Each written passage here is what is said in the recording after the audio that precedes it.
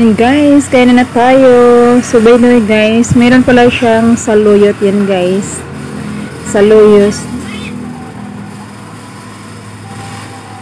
Saluyot kung sa Tagalog, pero kung sa Bisaya, tugamang kumbaga. Ayan na po guys, at may ano po din po siya.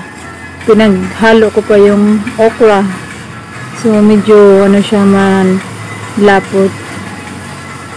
Gusto ko talaga kumain guys ng gulay, kaya nagluto ka agad ako. Galing sa duty pa ako guys.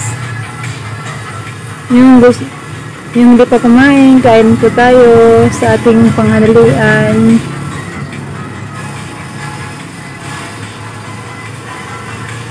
Sobrang init po talaga, kaya nagmamadali ako gutom. Mahirap talaga pag gulay na ang paglabanan. Sobrang gutom po talaga guys. So mahilig talaga ako sa gulay. Kaya yung mga high blood dyan, gulay lang po ang katapat niyan at exercise.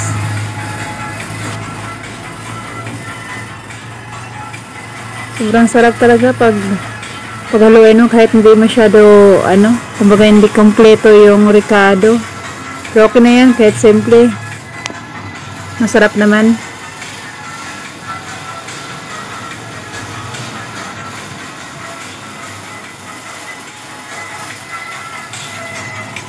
Ito yung na-miss ko sa probinsya guys, yung talong, kalabasa, okra, tapos saluyot, and then malunggay.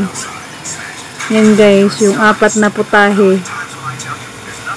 Pinagsama-sama ko lang sila.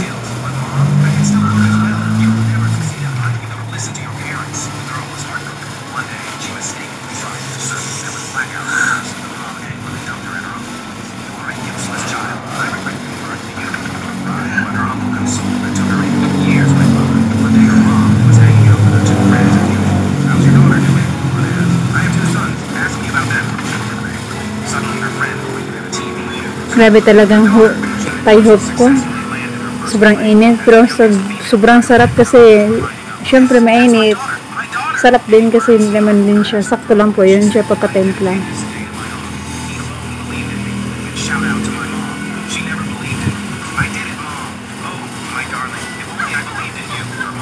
At may naalala pa pala ako. Meron pala akong bagoong dito guys na litog.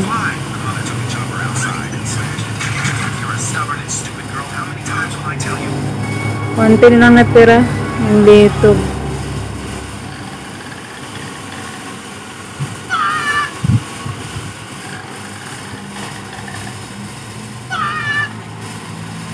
Yan siya guys, oh. Yan yung litog ko. Buti may natira pa. Galing ko po yan siya sa Bicol guys. Akalain mo. Sobrang tipid. Yan lang po guys. Thank you for watching. Bye bye. God bless all.